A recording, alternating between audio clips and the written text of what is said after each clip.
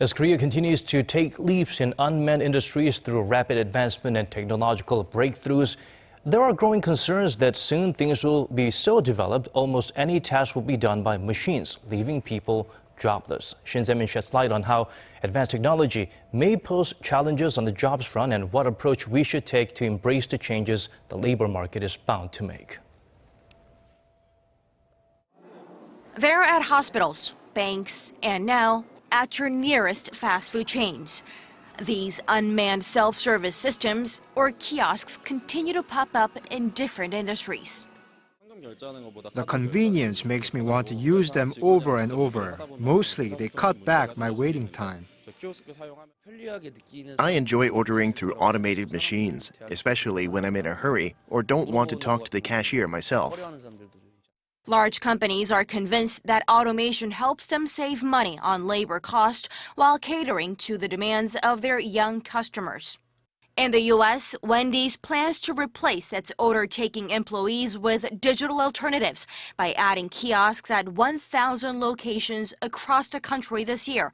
This following suit of other fast food chains that have either already installed or are planning to expand the number of self-ordering kiosks. So far in Korea, major fast food chains have not quite inched in this direction, saying no job cuts have been made after setting up the digital machines. The move toward automation isn't all about cutting back on labor cost, as it also enhances labor productivity. But still, people are worried.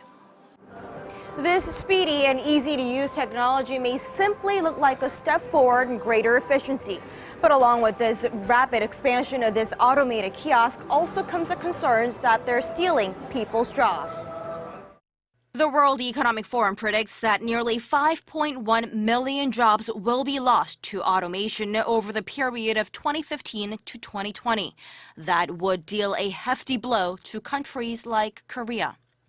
Of the total number of workers, over 32% are non-regular workers, and more than 2.4 million Koreans work as part-timers, a figure that has been growing over the past years and is still climbing.